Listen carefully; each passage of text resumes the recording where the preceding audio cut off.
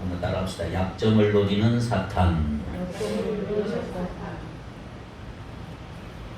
여러분 단체 카톡을 통해서 어제 저녁에 제가 제목과 말씀을 올려드렸습니다. 제목 성경 말씀. 오늘 기대하면서 좀 나오라 이런 마음으로 였는데 여기 마음 자세를 좀 잘 하셔야 될 것 같습니다. 사탄은 존재합니다. 영국의 C.S. 루이스라고 하는 순전한 기독교라고 하는 책을 쓴 순전한 기독교라고 하는 유명한 책을 쓴 C.S. 루이스라고 하는 유명한 석학이 있습니다. 그는 원래 무신론자입니다. 그런데 어느 날 예수를 믿게 되고 그러자 세계 지성계는 깜짝 놀랐어 뒤집혀졌습니다. 어떻게 당신 같은 사람이 예수 믿는가? 그는 예수 믿고 나서 이렇게 말을 했습니다. 만약 10명이 술자석에서 웃고 떠든다면 그때 그 웃음소리는 11명의 웃음소리가 날 것이다. 만약 누가 걱정하고 두려워하고 있다면 그 뒤에서는 귀신이 흡족한 미소를 짓고 있을 것이다. 20세기 최대 석학이 돼서 귀신 얘기, 마귀 얘기 나오니까 세계 지성계는 또 한 번 발칵 뒤집어졌습니다. 귀신은 지금도 활발하게 활동하고 있습니다. 지금 세계적으로 강심술, 무속신앙이 크게 번지고 있고 우리나라에서도 점이 크게 번지고 있습니다. 심지어 믿는 사람도 어느 날 모르게 점집을 찾는 경우가 있어요. 호기심과 불안 때문에, 내일을 알지 못하는 불안함 때문에 하나님께서 가장 싫어하시는 저주가 될 만한 행동을 하는 것이 안타깝고 무서운 일입니다. 마귀는 지금도 끊임없이 우리의 영혼을 무너뜨리기 위해서 공격하고 있는데 그렇다면 어떻게 해야 그 마귀의 공격에서 우리는 우리의 영혼을 지킬 수 있을까? 영적 전쟁을 알고 신앙생활을 하는 것과 영적 전쟁을 알지 못한 채 신앙생활하는 것은 매우 다르다고 할 수가 있습니다. 여러분들이 영적 전쟁을 이해하고 신앙생활하면 신앙생활이 많이 달라집니다. 오늘 본문이 기록되어 있는 에베소서 6장의 끝부분에 보면 사도 바울은 그 영적 전쟁에 대해서 이야기하고 있습니다. 전쟁은 심각한 것입니다. 전쟁한다는 것은 적이 있다는 의미이고 싸울 상대가 있다 이 말이죠. 영적 전쟁에서도 마찬가지입니다. 적이 있습니다. 그럼 그 적이 누굴까요? 우리를 공격하는 상대는 바로 사탄, 마귀라는 것입니다. 사탄은 우리를 공격하여 우리를 넘어뜨리고 우리를 절망하게 만들고 우리를 실망하게 실패하게 만드는 존재가 바로 사탄입니다. 베드로전서 5장 8절에 이렇게 기록이 되어 있습니다. 근신하라 깨어라 너희 대적 마귀가 우는 사자같이 두루 다니며 삼킬 자를 찾나니. 근신하라 깨어라. 근신하라는 말은 정신적, 감정적, 심리적, 영적, 육체적으로 긴장감을 갖는 상태를 근신하라. 깨어라 말은 경계태세를 의미하고 있습니다. 경계태세. 우리가 근신하지 않고 깨어있지 아니하면 우리의 대적이 있다는 걸 알지를 못해. 마귀 원수가 있다는 것도 느끼지도 못해. 대적 마귀는 두루 다니며 삼킬 자를 찾고 있고 공격할 기회를 찾고 있는데 무감각해진다는 사실입니다. 과거에 베드로는 깨어있지 못하고 근신하지 않은 것 때문에 마귀의 밥이 된 적이 있습니다. 실패한 적이 있었어요. 겟세마네 동산에서 예수님께서는 제자들에게 마태복음 26장 38절에 내 마음이 매우 고민하여 죽게 되었다. 너희는 여기 머물러 나와 함께 깨어있으라 하시고 깨어있으라 그랬다. 그러나 베드로는 깨어있지를 못했어요. 이로 인해 베드로는 예수님을 모른다고 3번 부인하지 않습니까? 베드로는 처절하게 마귀의 밥이 되어 실패를 경험했던 것입니다. 그래서 이렇게 베드로는 실패를 경험한 뒤에 베드로전서, 베드로후서를 기록했는데 특별히 베드로전서 5장 8절에 읽은 것처럼 근신하라고, 깨어있으라고. 자기가 과거에 깨어있지 못해서 마귀가 우는 사자같이 두루 다니며 삼킬 자를 찾는 마귀의 밥이 됐다고 그렇게 말할 수 있었던 거지. 그러므로 우리는 영적 전쟁을 잘 이해하셔야 합니다. 영적 전쟁을 이해하는 사람은 자신이 어떻게 대처해야 하는지, 자신이 무엇을 해야 하는가를 분명히 깨달을 수가 있습니다. 우리가 사는 세상은 총성 없는 전쟁입니다. 우리가 기도하는 곳에도 영적 전쟁은 매일매일 일어나고 있습니다. 특별히 마귀는 기도하는 사람을 공격해서 기도하지 못하게 하고 은혜 받지 못하게 만들고 하나님 가까이 가지 못하게 하고 예배를 예배답게 드리지 못하게 하는 그런 일들을 지금 방해하고 있는 공작을 마귀가 하고 있습니다. 그래서 영적 전쟁의 격전지는 어디냐? 바로 우리의 마음이요, 우리의 생각이요. 사탄은 우리의 마음, 나의 생각, 나의 감정을 공격하고 있습니다. 그래서 우리가 이 세상에서 강건하게 서 있으려면 하나님의 전신갑주를 입고 영적 전쟁을 하며 여러분의 신앙을 강하게 지키는 여러분 되기를 바랍니다. 특별히 사도 바울은 전신갑주를 말하면서 우리 신앙의 핵심을 다루고 있습니다.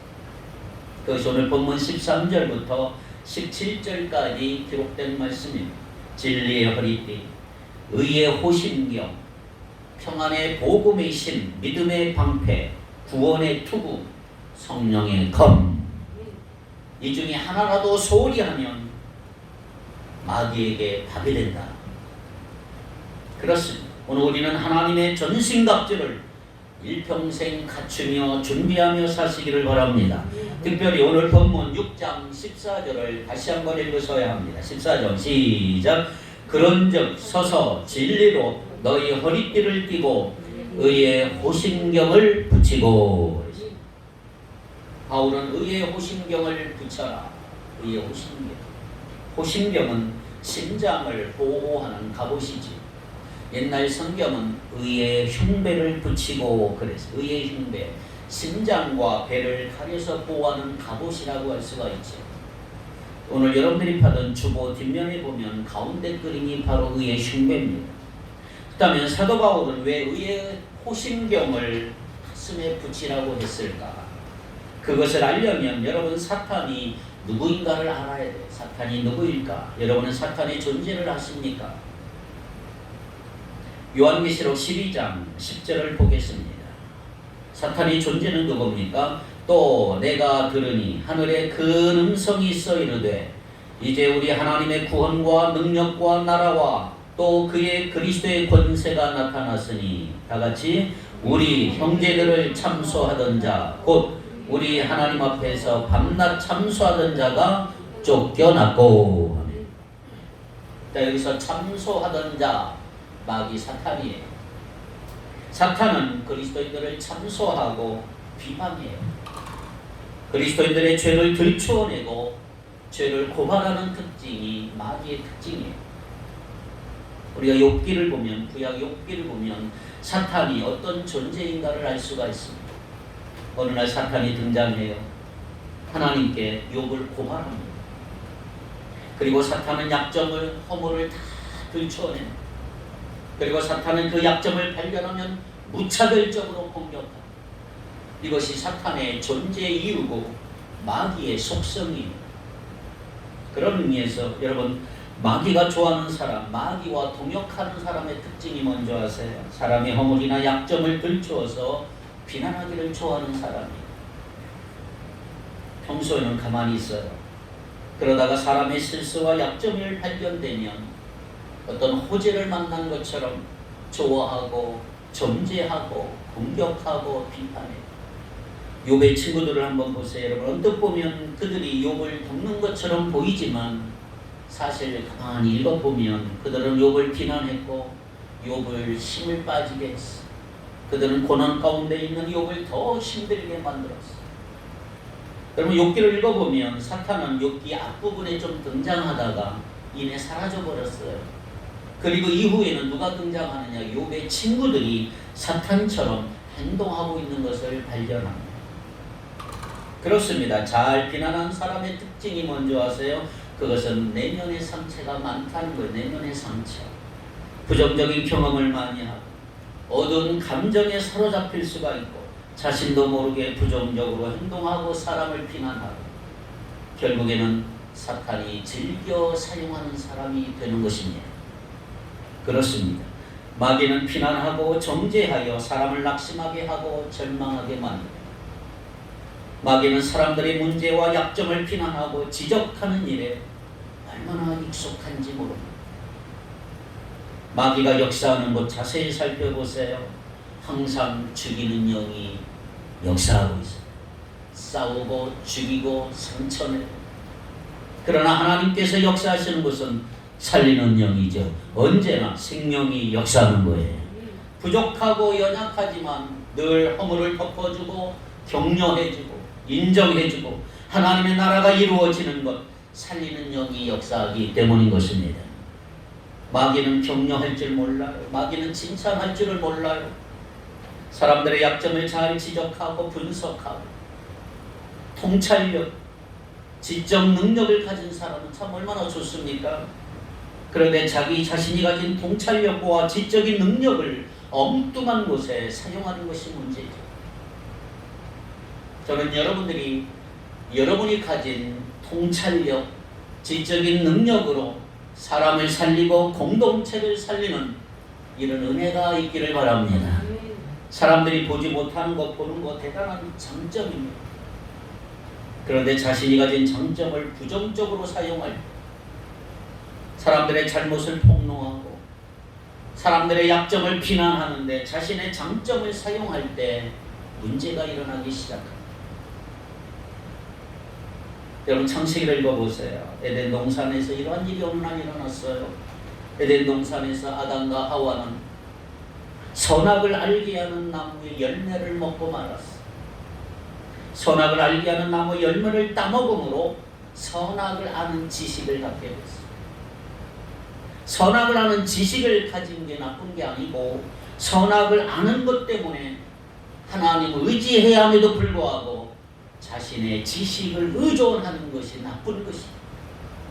자신이 가진 지식으로 자신이 하나님같이 되는 것, 이게 죄요. 이게 나쁜 행동이라는 것입니다. 오늘날 시대가 그런 거예요. 지식이 하나님 위에 오르려고 하는 것입니다. 자신이 가진 지식으로 하나님을 알아가고 겸손해지고 하나님을 섬긴다면 얼마나 좋겠습니까? 그러나 오늘날 이 시대 사람들은 자신이 가진 지식으로 하나님 위에 오르려고 그러고 자신이 하나님이 되려고 그러고 사람들은 자신이 기준이 되어서 모든 것을 판단하고 사람들을 정죄하고 비판하기 시작합니다. 판단하고 정죄하는 곳에서는 여러분 파괴의 역사만 일어나는 거예요. 지식이 많아도 자신이 가진 지식으로 사람을 실족하게 하고 낙심하게 한다면 그 지식은 아무런 필요가 없습니다. 자, 우리가 욥기를 더 보면 욥기 기자는 욥을 가리켜서 욥기 1장 3절에 이렇게 말합니다. 욥기서 1장 3절에 보니까 그의 소유물은 양이 7,000마리요 낙타가 3,000마리요 소가 500결이요 암나귀가 500마리며 종도 많이 있으니 이 사람은 동방 사람 중에 가장 훌륭한 자라. 동방 사람 중에 가장 훌륭한 자. 욥은 그 시대 사람들 중에 누구보다 경건하게 살았던 하나님의 사람이었어. 그런데 어느 날 사탄은 욥을 하나님께 고소했어. 고발했어. 사탄은 욥을 비난하며 곤경에 처하게 만들었어. 근데 이걸 볼 때 여러분 사탄이 얼마나 잔인한 걸 알 수가 있지. 욥의 인생을 초토화 만들었어. 자식들 다 죽이고 쑥대밭으로 만들어버렸어. 사탄이 역사하는 곳이 그러한 일이 일어나요. 사탄이 역사하면 사람들은 서로 이상하게 싸우게 돼 있어. 사람들로 하여금 죄책감과 정죄감에 시달리게 만들어. 우리가 전도하려고 그러면 사탄이 공격을 해. 얼마나 비난하고 못하게 얼마나 방해하는지. 주일에 교회 가려고 하면 알게 모르게 사탄이 얼마나 공격하게 하는지. 못 가게 만들고 방해하게 만들고, 목회자가 주일 아침에 설교하려고 하면 사탄은 목회자를 얼마나 공격하는지, 주눅들게 만들고, 어떤 날은 침체되게 만들고, 기운 빠지게 만들고, 실망하게 만들고. 제가 여기 서 있는 게 기적이란 말이에요. 기적이. 평소에 느끼지 못하지만, 그런데 마음 먹고 무엇인가 하려고 하면 사탄이 여지없이 공격합니다. 마음 먹은 대로 하지 못하게 만들고, 좌절하게 만들고, 중요한 일을 앞두고 있을 때 사탄이 공격해서 힘이 빠지게 하면 얼마나 능한지 몰라요. 종교개혁자인 마르틴 루터도 사탄의 공격을 너무 많이 받았어요. 마르틴 루터는 날마다 자기 잘못을 고해성사했지만 늘 죄책감에 시달렸어요. 날마다 무릎으로 계단을 올라가는 수행을 함으로 고해성사도 했지만 자신의 죄책감을 해결할 수가 없는 거예요. 정죄감에 사로잡혀 얼마나 황하겠는지. 그런 마르틴 루터는 어느 날 하나님이 로마서 1장 16절 17절 말씀에 꽂혀서 개혁의 길을 걸어가게 됐던 것입니다. 마태복음 1장 16절 17절을 다 같이 읽겠습니다. 마태복음 로마서 1장 16절 17절 시작. 내가 복음을 부끄러워하지 아니하노니 이 복음은 모든 믿는 자에게 구원을 주시는 하나님의 능력이 됨이라. 먼저는 유대인에게요 그리고 헬라인에게로다. 복음에는 하나님의 의가 나타나서 믿음으로 믿음에 이르게 하나니 기록된 바 오직 의인은 믿음으로 말미암아 살리라와 같으니라. 이 말씀에 루터가 힘을 얻어. 여러분, 죄 문제 앞에 떳떳한 사람은 한 사람도 없어. 과거를 들춰보면 다 문제가 있고 다 넘어질 일들이에요. 그러나 자신의 죄를 발견하지 못한 사람은 다른 사람의 잘못을 지적하는 것을 얼마나 좋아하는지. 여러분, 성령과 마귀는 동일하게 죄를 드러내는 특징이 있어요.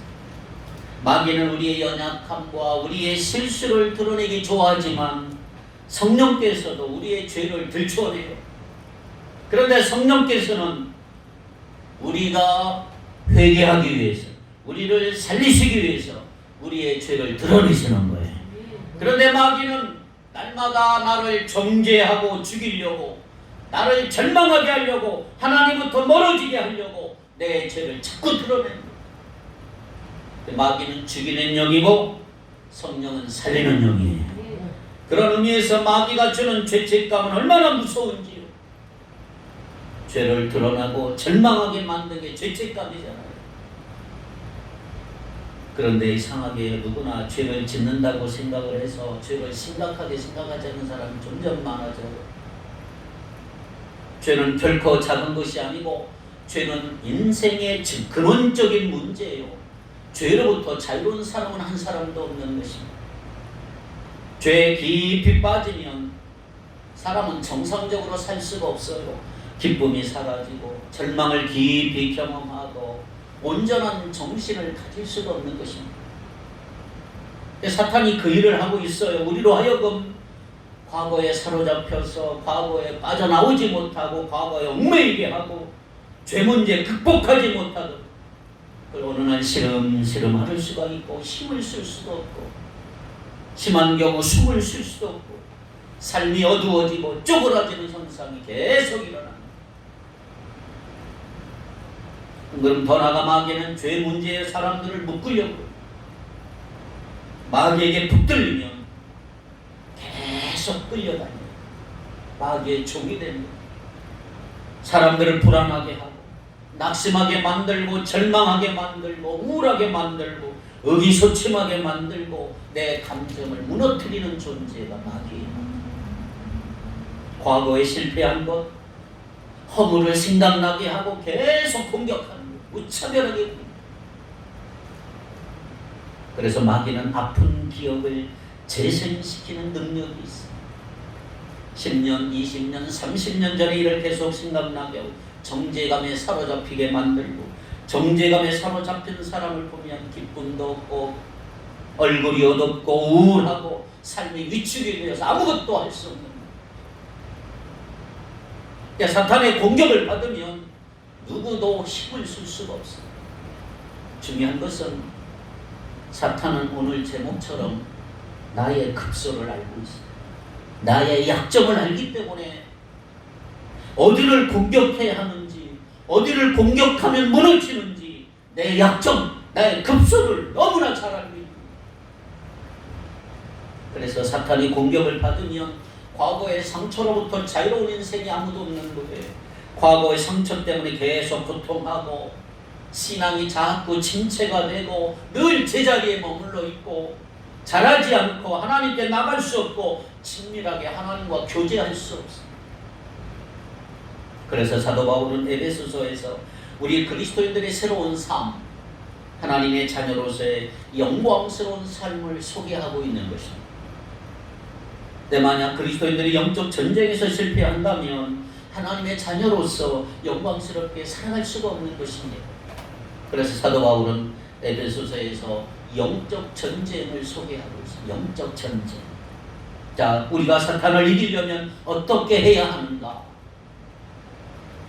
자신의 의로움이나 공로를 생각하면 안 됩니다.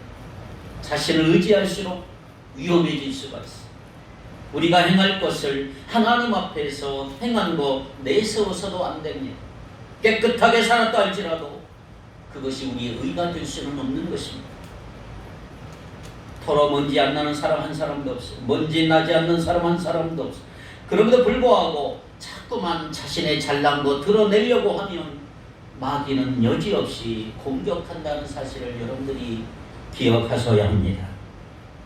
신앙의 기본 태도가 중요하죠. 자랑하거나 내세우려 하지 말고 자신의 공로, 자신의 열심, 자신의 경험을 드러내고 자랑해서는 안 될 것입니다. 이사야 64장 6절에 보니까 이사야 선지자는 이렇게 고백을 합니다. 무릇 우리는 다 부정한 자 같아서 우리의 의는 다 더러운 옷 같으며 우리는 다 잎사귀같이 시들므로 우리의 죄악이 바람같이 우리를 몰아가나이다. 우리의 의는 다 더러운 옷과 같다. 자랑할 게 뭐가 있겠어? 지저분하고 더러운 옷. 그래서 우리는 하나님과 바른 관계를 맺는 것이 무엇보다 중요하다. 하나님과의 바른 관계가 바로 의라는 말이에요. 의.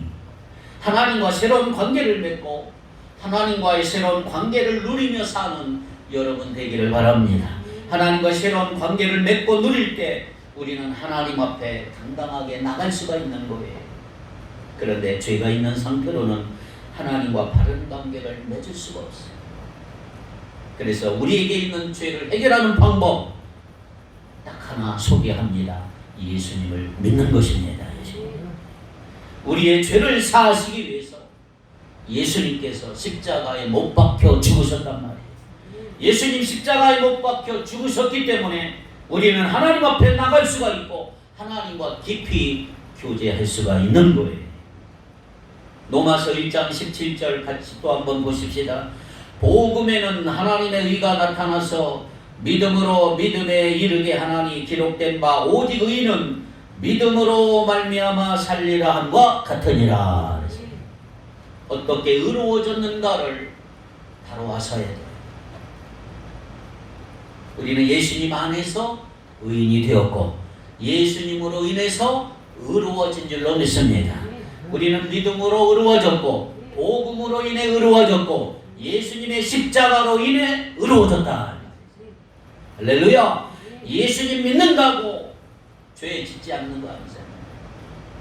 예수님 믿는다고 완전히 의로워진 건 아니에요. 우리는 완전하지 않아요. 조심해도 여전히 죄 짓고 아무리 노력해도 우리 안에는 불의가 있어요. 그래서 우리는 우리의 행위를 믿으며 넘어지게 돼 있어요. 매일매일 기도하지만 또 죄를 짓고 회개하지만 또 죄를 짓고 우리 자신만 바라보면 소망이 없고 우리의 행위를 생각하면 아무런 희망이 없어요.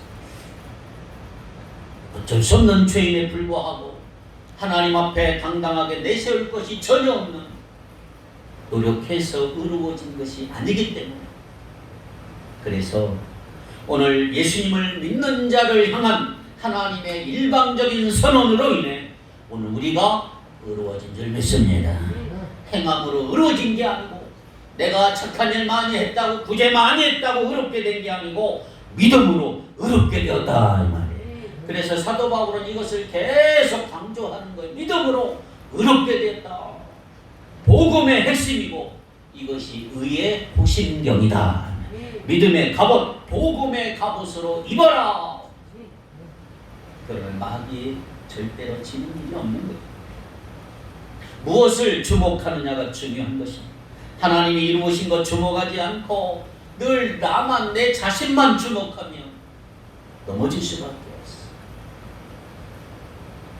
놀라운 복음을 믿지 못하도록 마귀 사탄은 방해하고 얼마나 의심을 갖게 하는지, 복음을 믿기보다 자신의 연약함을 주목하게 만들고 자의 과거를 들추어서 우리를 정죄하고 죄책감으로부터 벗어나지 못하게 살도록 만들어버리는, 아예 굴레 씌워버리는 이 마귀의 역사. 특별히 여러분, 우리에게 의심을 품게 하는 것이 마귀입니다. 여러분, 의심이 생길 때 어떻게 해요? 의심이 생깁니다. 예수님의 십자가를 바라보셔야 돼요. 로마서 8장 1절 2절 봅니다. 로마서 8장 1절 2절 시작. 그러므로 이제 그리스도 예수 안에 있는 자에게는 결코 정죄함이 없나니 이는 그리스도 예수 안에 있는 생명의 성령의 법이 죄와 사망의 법에서 너를 해방하였습니다. 8장 33절 34절 로마서 시작. 누가 능히 하나님께서 택하신 자들을 고발하리요? 의롭다 하신 이는 하나님이시니 누가 정죄하리요? 죽으실 뿐만 아니라 다시 살아나신 이는 그리스도 예수시니 그는 하나님 우편에 계신 자요 우리를 위하여 강구하시는 자시니라. 할렐루야. 최종 판결은 끝난 거예요. 끝난 거지. 이제 누구도 시비할 수 없어. 누구도 우리를 고발할 수, 정죄할 수가 없어. 예수님의 십자가가 우리의 삶을 다 바꿔 놓았기 때문에 예수님께서는 어떤 죄라도 다 용서하세요. 모든 죄로부터 우리를 자유하게 하신단 말이에요. 그러므로 죄책감에 시달릴 이유가 없다. 예수님의 십자가 앞에서 마귀는 더 이상 힘이 없어. 믿습니까? 우리는 무능하고 연약하지만 하나님은 우리를 다 받아주셨단 말이에요. 우리의 과거를 더 이상 보시지 않겠단 말이에요. 이것이 십자가가 우리에게 주는 능력이다. 이 십자가가 나의 의의 호심경이 되어야 된다. 그래요. 이제부터 여러분 십자가를 통해 자신감을 가지고 당당하게 나가기를 바랍니다. 십자가의 능력은 우리를 자유케 하는 능력이. 마귀가 고발해도 상관없어요. 마귀가 고발하면 당당하게 맞서면 되는 거고. 그러므로 이제 우리는 예수님의 십자가를 강하게 붙들 수 있기를 바랍니다. 십자가를 자랑하고 예수님의 이름으로 마귀를 물리쳐라. 사람은 잘못을 용서한 후에도 잘못을 들춰낼 때가 있어요. 이게 사람의 약점이죠. 그러나 하나님은 그렇지 않아요. 하나님은 완전하게 용서하십니다. 하나님은 우리가 범한 죄를 완전히 삭제합니다. 그러므로 하나님의 완전한 용서를 믿고 죄와 싸워서 마귀를 물리치기 바랍니다. 복음으로 말미암아 의로워진 우리의 신앙은 이제 복음에 늘 기초해야 돼요. 믿음의 기초. 사람들을 대할 때도 복음으로 대하시기 바라요. 율법 들이대면 살아남을 사람 아무도 없어. 율법적인 교회는 살벌한 전쟁터 같은 교회가 돼요. 어느 교회 가면 날마다 율법적 비난의 화살이 빗발치고 죽이는 영만 가득하고 복음이 없는 세상은 살벌해요. 왜? 세상 사람들은 약점을 폭로하기 때문에. 율법은 약점을 폭로해요. 그러나 복음 안에는 그런 게 없어요. 하나님은 우리를 의롭다 하십니다. 새롭게 하시고 우리의 허물을 다 덮어주시고 우리를 아름답게 하시고 우리를 완전히 의롭게 하시는 줄 믿습니다. 그러므로 이제부터 예수님으로 의롭게 되었다면 좀 달라져야 돼요.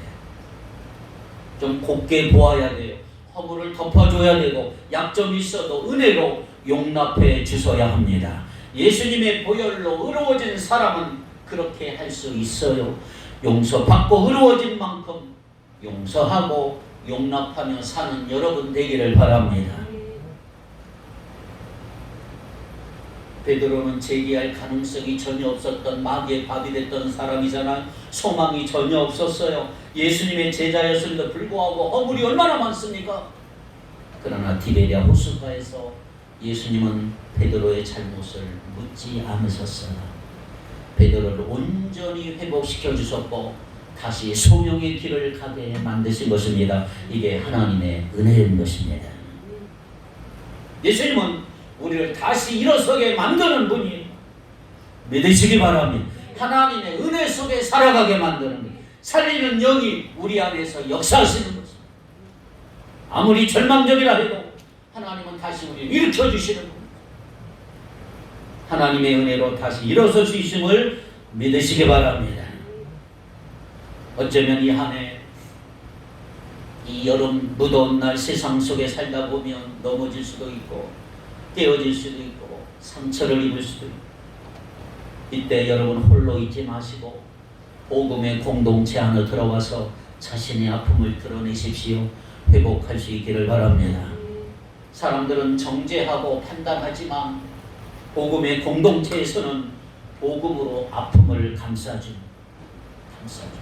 위로하고 새 힘을 얻고, 누구든지 실수하고 누구든지 죄를 지을 수 있고 죄 지은 것 때문에 무너지기보다는 여러분들 복음의 공동체 안에서 힘을 얻으시길 바랍니다. 그때 다시 일어납니다. 다시 하나님과 친밀한 관계를 누리기를 바랍니다. 하나님과의 관계가 더 깊어지기를 바랍니다. 예수님이 공생이 시작하기 전에 요단강에서 세례요한에게 세례를 받으셨어요. 세례를 받으시고 물에서 올라오실 때 하늘이 활짝 열리고 하나님의 성령이 비둘기같이 내려왔어요. 그리고 하나님이 하신 말씀이 있어요. 마태복음 3장 17절, 이는 내 사랑하는 아들이요 내 기뻐하는 자다. 이게 예수님께 너무너무 큰 격려가 됐고 큰 힘이 됐어요. 하나님과의 친밀한 관계는 이런 거예요. 하나님과의 관계가 더 깊어지는 거예요. 이럴 때 아무리 마귀가 공격해도 흔들리지 않아요. 네, 여러분 은혜 생활 내가 소홀히 하여 하나님 관계가 조금 소원해지면 마귀는 어떻게 하고 공격하고 절망에 빠지게 만들고 낙심하게 만들고 하나님의 사랑을 의심하게 만들고 기도하지 못하게 만들고 예배를 멀리하게 만들고. 중요한 건 이겁니다. 마귀는 사람의 감정을 공격해요.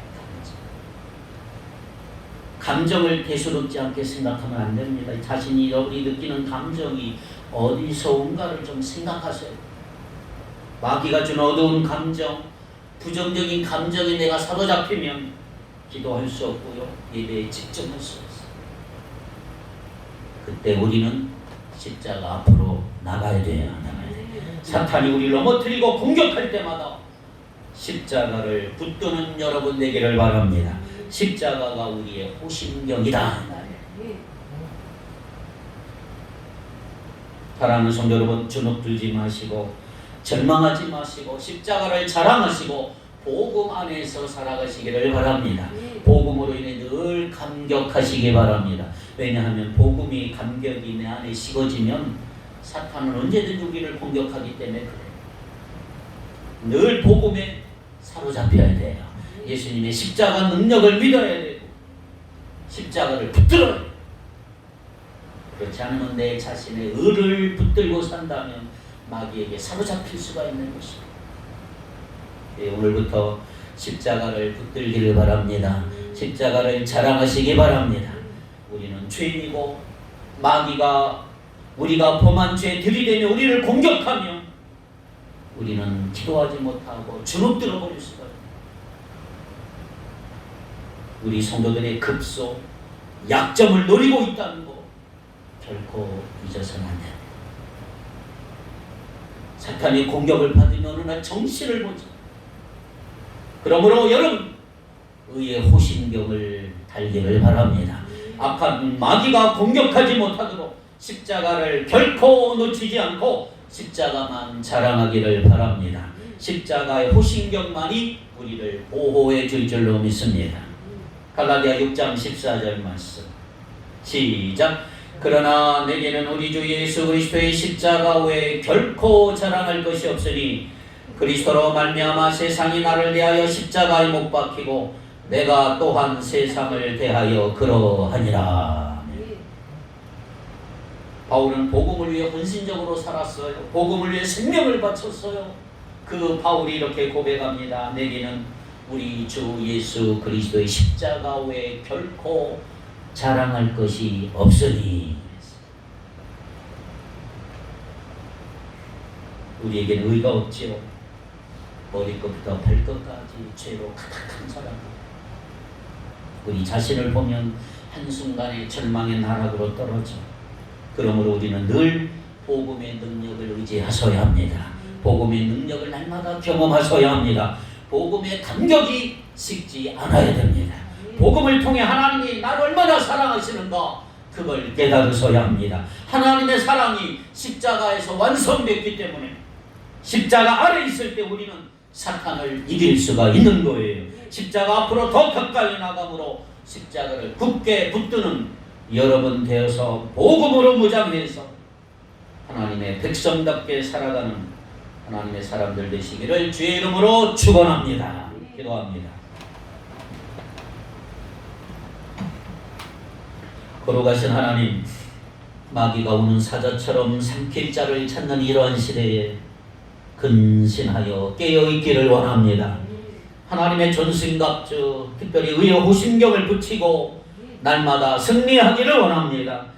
예수님밖에 없습니다. 십자가 복음으로 죄와 싸우고 원수 마귀를 물리칠 수 있는 능력이 마귀를 원합니다. 예수님의 십자가 자랑하게 하시고 예수님의 이름으로 마귀를 물리치게 하시며 십자가가 우리의 호신경이 절비싸우니 십자가 붙들며 살아가는 날마다 십자가로 무장하는 우리 모두가 되게 하여 주옵소서. 특별히 기도합니다. 우리 교회 위에 살리는 영이 충만하게 하옵소서. 십자가 복음 위에 굳게 서 있는 우리 축복교회 되게 하여 주옵소서. 예수님의 이름으로 기도하옵나이다. 아멘.